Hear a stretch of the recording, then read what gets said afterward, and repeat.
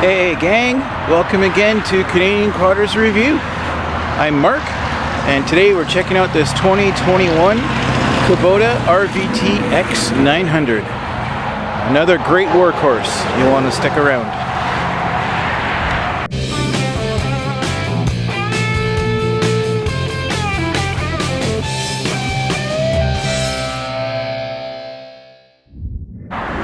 So before I start today, I just wanted to give a shout out to all of my viewers and just say thank you so much for all your support.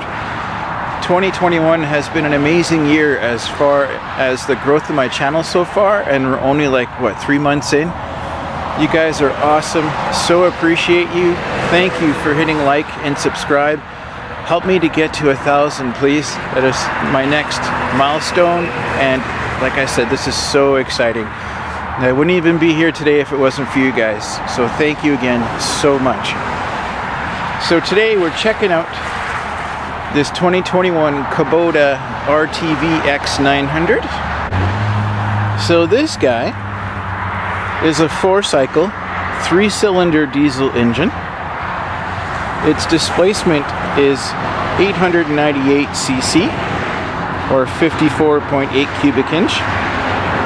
Its horsepower is 20 horsepower at 3,200 RPM. It is forced lubrication, liquid cooled with a pressurized rad. It is diesel. The fuel capacity is 30 liters or 7.9 gallons. All right, let's talk dimensions. So your overall height is going to be 2,020 millimeters or 79.5 inches. Your overall length is going to be 3,055 millimeters or 120.3 inches. Your overall width is going to be 1,605 millimeters or 63 inches. Your wheelbase is 2,045 millimeters or 80.5 inches. Your ground clearance on the front is 266 millimeters or 10.5 inches. In the rear, it's 263 millimeters or 10.4 inches. Your turning radius without the brake is 4 meters or 13 feet. And your weight of the unit is 865 kilograms or 1,907 pounds. Now when it comes to cargo box, as far as its dimensions, it's 1,465 millimeters or 57 inches wide, 285 millimeters or 11.2 inches deep. The height off the ground is 887 millimeters or 34 inches. Your cargo capacity is going to be 0.43 cubic meters or 15.2 cubic feet for the volume, and 500 kilograms or 1,102 pounds. It's 14 gauge RTP steel that the box is actually made out of. So your maximum payload capacity is going to be 775 kilograms, 1,664 pounds, and your maximum towing capacity from the rear is going to be 590 kilograms or 1,300 pounds, or from the front it's going to be 295 kilograms or 650 pounds.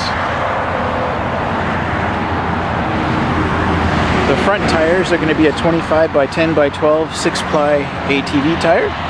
Your rears are going to be 25 by 11 by 12 6-ply ATV tire. There is a more aggressive option as well, and they're both for front and back 25 by 10 by 12 6-ply HDWSs. And your warranty, there's no hour limit, and it's a 12-month basic warranty here in Canada. This is a really cool unit as well. A little smaller than some of the other ones we've reviewed. Love that it comes with a roof on this particular model. It does still have the front hitch, which I think is really cool. Just get down here. And this opens up your hood.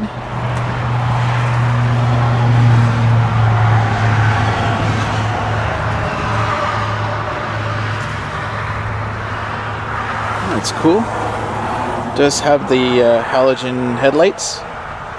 I would definitely recommend changing those to LEDs if you're going to do any major nighttime stuff with it. Decent aggressive tread that you could still use on turf. And there's your rear diff lock lever. Your headlight switch. This is your emergency brake.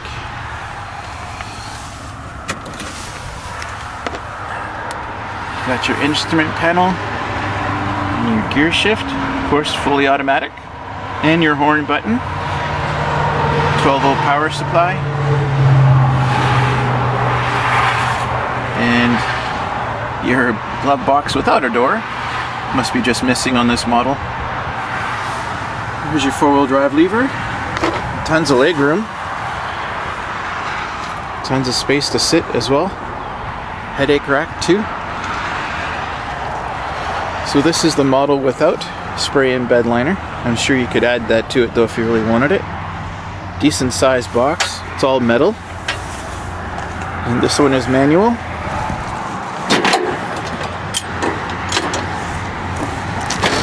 Oop, I guess there's one on either side.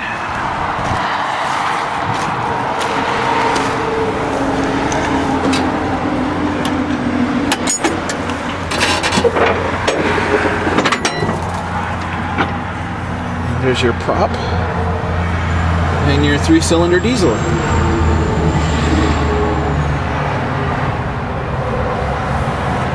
Fuel tank. And of course cup holders and the old crap handle. So this guy will have a hydrostatic power steering, and its front suspension is a independent dual A-arm with adjustable spring preloaded shock. It's got a front limited slip differential, and its rear suspension is an independent with a coilover shock, and the rear differential is standard, so it is a locking rear diff, and it's that little gray foot pedal by the floor by the seat. It is shaft driven. Your brakes are a wet disc brake, and your parking brake is attached to the rear wheel, and it's a hand brake type scenario.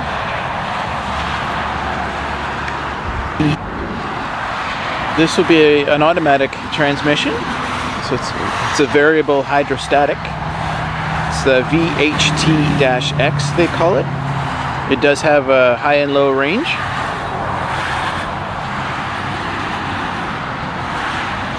It's a 2-wheel drive, of course, and a 4-wheel drive, and 4-wheel drive locked.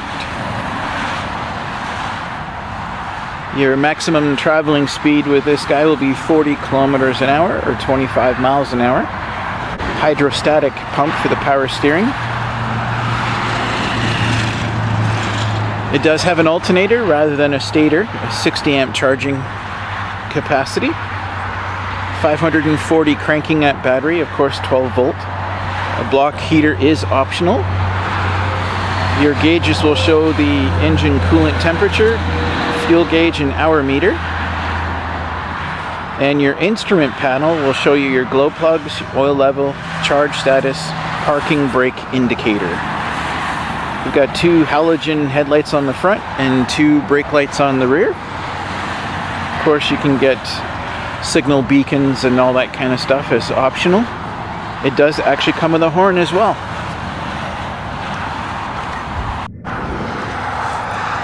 Well guys, this will about wrap up another episode of Canadian Quadders Review. Today I'm at Avenue Machinery in Vernon, BC, Canada, and checking out this 2021 RTV X900. A really awesome workhorse for around the farm or agricultural or anything you need to do with it. I just recently met a new friend whose husband and herself actually use one of these to go hit the trail as well. So yeah, you can actually, get into the trails and stuff with these machines too. It may not be as articulate as an actual side-by-side or an ATV, but it will get you out there. So yeah, pretty cool machine. And Kubota has been around for a very long time. They're extremely well-made, tough machines. Their diesel engines are sought after for many different applications. So you definitely are buying something that's tried and true, and it's got excellent quality and great service backing it up as well. Thank you again so much, guys, for watching. So appreciate you guys clicking on the links for Amazon and buying your stuff. That totally helps me out big time. And it feels good for me to be able to do something for you guys as well. The podcast, The History of Things, is going really well too, so thanks for checking that out. Another excellent podcast is called Mysterious Circumstances with a guy named Justin. Check it out. He does an amazing amount of research, great storytelling. You'll love it. Trust me, go check it out. Thanks again for everything, guys. We'll chat at you later.